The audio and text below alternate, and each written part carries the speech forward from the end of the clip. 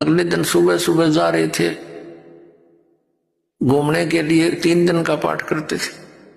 मेरे साथ 2-3 भक्त थे।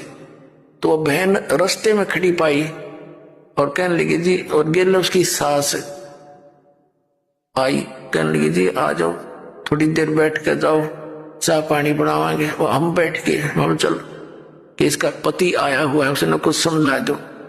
हम वहां जाकर बैठ गए। हम उसके आंगन से मैं बैठ गए। गर्मियों का दिन था, सुबह सुबह छाया थी, सूर्य उदय हुआ ही था। और वो जा रहा था घूमन फिरन सैर सपट्टे को। उसकी इंतजार में हम बैठ गए।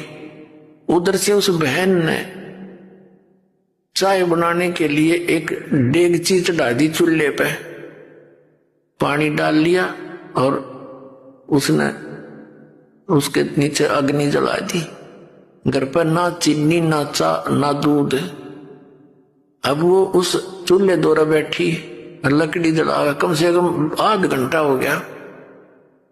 तो हमने सोचा, मैं कहा भाई क्या ना वो आया, और माँ बेटी हम भी घूम आते हैं, वो फिर मिल लेंगे उस तरह के।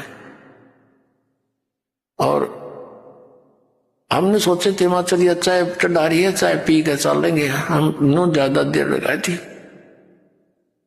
तो हम कहने लगे उठ के हम चला घूम आते हैं। तो उसकी माई बोली बेटी चाय लाओ ना, महाराज जी जाओ है।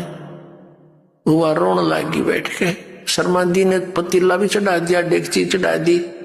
दोपहर नौकर ने भाई कोशिश की तो नो बोली जी ना चीनी ना दूध ना चाय की पत्ती। तो हम उठ कर चले, माँ बेटी तेरी हमने पिए ली, नो सोच ले जब तेरी भावना ऐसी है। फिर उसको समझाया काफी मारा निकम्मे, एक बात बता, तेने सामने बच्चों के लिए लेकर आना चाहिए कुछ फल फ्रूट, इतनी बढ़िया नौकरी तू करता है और तेरे बच्चे तुझे देख कर ऐसे छुप जाते हैं। तो वो बिना पिए था, तो उसने सारी बात मान ली, आगी समझ में सज।